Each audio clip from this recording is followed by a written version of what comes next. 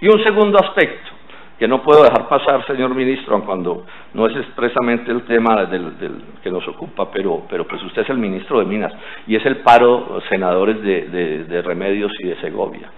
Llevan 25 días esos compatriotas en paro. Y la única solución, entre comillas, que les ha dado el gobierno es reprimirlos y hablar mal de ellos. Bueno, yo conozco esa zona del país, ministro, yo no sé si usted la conoce.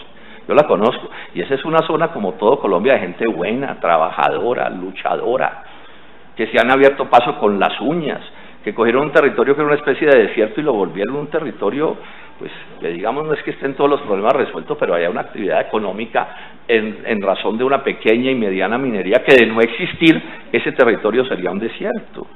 Porque también digamos una cosa, ahí estuvo localizada la Frontino Gold Mine, una mina gringa famosa, pero esos gringos abandonaron eso hace como medio siglo, lo dejaron tirado, y le tocó a la gente de Remedios y Segovia seguir funcionando en medio de sus esfuerzos y del abandono estatal.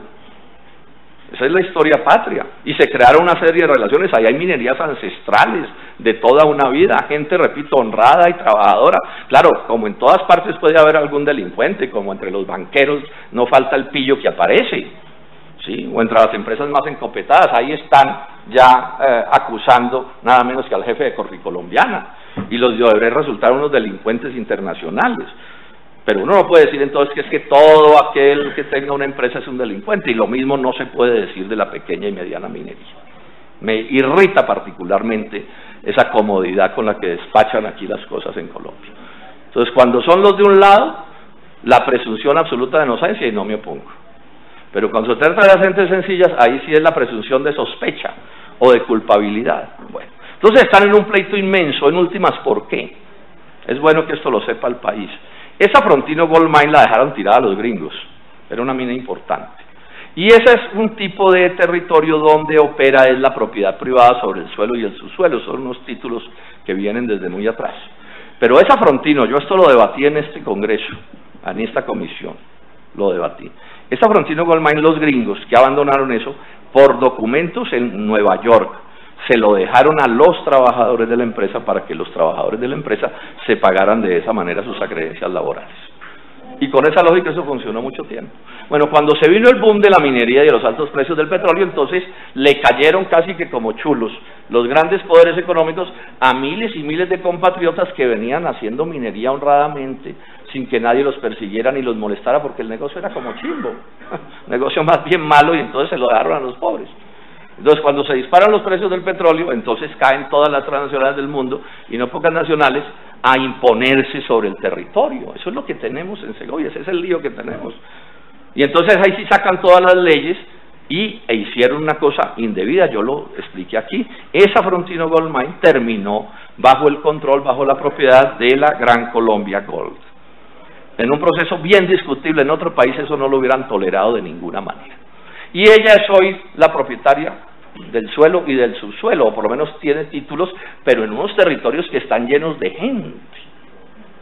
E inclusive ha tenido que aceptar esta realidad, y hay no pocos contratos de la Gran Colombia Gold con esos mineros ancestrales que están trabajando allí. El dato que tengo es que el 75% del mineral que extrae la Gran Colombia Gold tiene que ver con algún tipo de negocio, sociedad o como se llame, con esos mineros ancestrales. Esa es la realidad que hay. Entonces, ¿qué es lo que está pasando? Que esta empresa, con el respaldo equivocadísimo, inaceptable del gobierno, está abusando de su poder allí.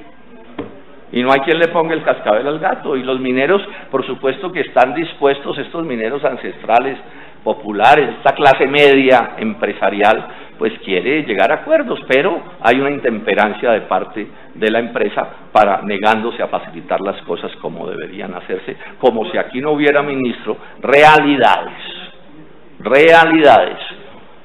que desgraciadamente cuando se trata de los intereses de unos, ahí sí los reconocen, pero cuando se trata de los intereses de otros, esas realidades no se reconocen, y esto lo han terminado volviendo un problema de policía y ejército. Y esto se repite en otros sitios de Colombia, ministro, y usted lo sabe, viene un proyecto de ley que es parte de la explicación del paro, ya está en trámite, para meterle ejército y policía a este problema. O sea, lo quieren resolver a bala, ministro, eso es lo que están diciendo, con represión, con persecución. satanizando y criminalizando a esos compatriotas. Eso, a mi juicio, y en el del Polo Democrático Alternativo, es inaceptable. O sea, a esos casos mineros hay que encontrarle soluciones políticas, democráticas, civilizadas, dialogadas, acordadas. Eso es lo que hay que hacer. Y el Estado no puede quedarse mirando. Como por ejemplo entonces ahora dice el ministro de Agricultura en el caso de los abusos del oligopolio arrocero a los agricultores, dice, no, es que yo soy amigable con ponedor. No, ¿quién ha dicho que el gobierno es amigable con ponedor en las controversias? No, tiene que participar activamente con una política.